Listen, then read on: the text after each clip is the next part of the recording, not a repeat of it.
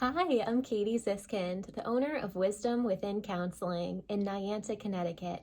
You can read more about how we help anxious children, depressed teenagers, and distant couples using holistic, creative therapies at wisdomwithinct.com.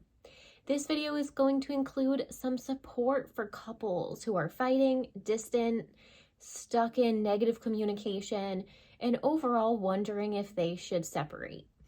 So if you're kind of struggling in your relationship or your fight cycle is just really intense, angry, there's yelling, might even be name calling or negative jabs where it feels like you or your partner get kicked in the stomach with words, we can really help. Your arguments don't have to lead to door slamming, and you don't have to feel out of control or helpless after a fight. So first of all, if you're struggling with these things, it's okay. This is a normal reason to get into couples counseling. And the process of marriage therapy can help you build a foundation for effective communication, where you can feel playful discussing kind of topics that might be tense, from parenting to fertility to in-laws to, how we want to spend our money. All of these different elements can really trigger high conflict fights.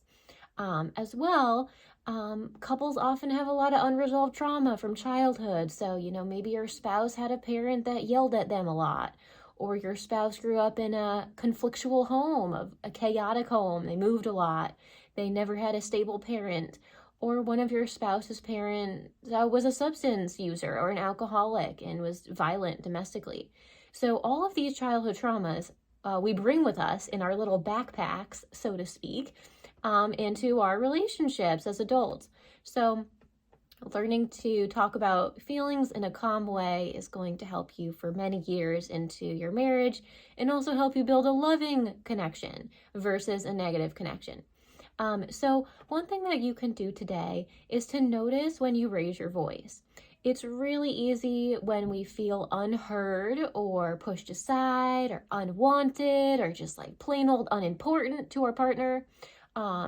You have a part of you that's like, I want to be significant, so when we feel unheard, we start yelling, and that is not effective communication. It is going to hurt. It's going to do more damage.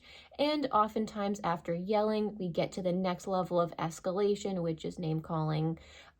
So we want to notice yelling. And if you notice yourself starting to yell, your heart rate starts beating faster, you can imagine steam coming out of your ears, you want to just practice some self-care. So we call this taking space or doing some self-soothing. So say, hey, I love what you're talking about. What you're talking about is important to me, but I am too heated right now and I'm too triggered to be able to be effective with my communication. So I'm going to take 10 minutes. I'm going to go for a walk, clear my mind. I'm going to have a glass of water. I'm going to shower. And then I would love to let you know when I'm calmer and I can be a better listener to what you need in this conversation. Right? So this little tidbit is taking ownership that you are triggered and angry and mad or frustrated, jealous, betrayed, whatever it is. You are just not in a good spot to hear and to be a good speaker or listener. So you own that, you take space, and notice when you're yelling. Now, another tip for couples is to understand what we call heated topics. So for one couple, money might not be a heated topic. For your next couple, and maybe you and your partner, every time that debit card statement or credit card statement comes in the mail, you are at odds with each other. One of you is telling the other one what they should spend money on. The other person is continually keeping secrets around money. There might be debt that there has been kept in secret, credit card debt that's been racked up, a big purchase made behind one person's back. There's secret keeping and lying around money. So that can be very triggering. For another couple, money might not be the issue. Fertility or infertility might be the triggering topic. So I want you to start to think about your top 3 triggering topics. And it's very different for every couple. And these can change throughout the course of your entire lifespan as a married couple. So, when you're in the beginning of your relationship, planning your wedding might be stressful. At the kind of 10, 20 years in, maybe it's, kind of looking at next steps in your relationship after, raising 5 children. So these triggering, heated topics can change throughout your life.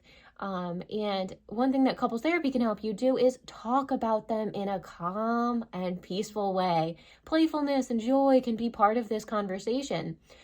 So notice your heated topics and approach them with gentleness, nurturing, and ease. And if you struggle with that, if every time you approach him, let's say money issues, and you feel like your heart rate's increasing or you just want to slam the door, couples therapy can be very effective for you. And my last tip for this video today is to truly understand family patterns.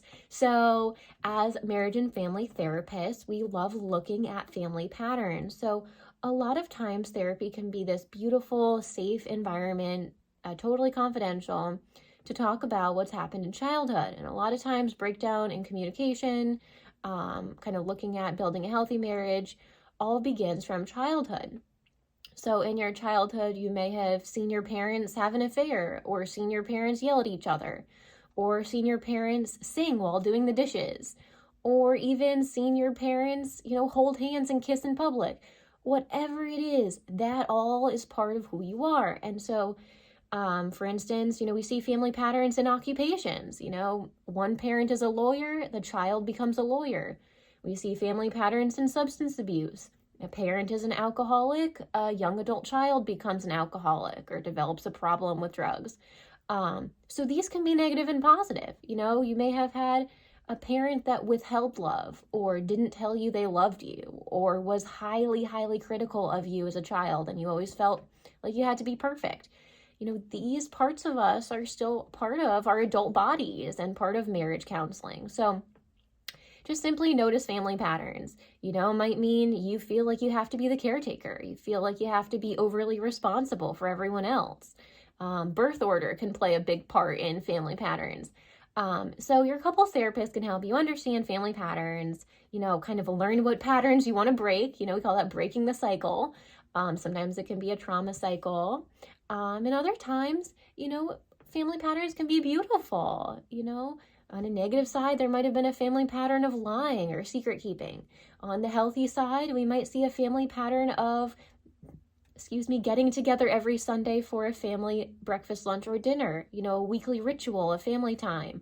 Or every holiday we do this tradition, or every year we go to this place on vacation. So those can be very positive family patterns that you might want to incorporate into your marriage and family life.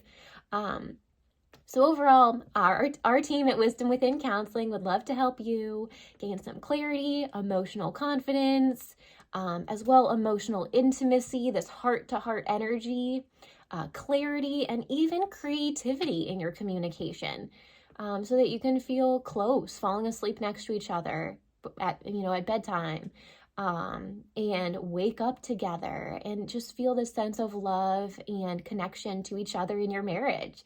And it's really easy to feel like you're on different planets or like two ships passing in the night. And if you do, our team at Wisdom Within Counseling would love to help you build a healthy, loving, and meaningful marriage that's long-lasting, that's strong and stable. So you can book your free phone consultation for couples therapy or marriage counseling over at wisdomwithinct.com. That's wisdomwithinct.com. I'm Katie Ziskind, the owner of Wisdom Within Counseling, and I hope that you enjoyed these 3 tips to improve your relationship.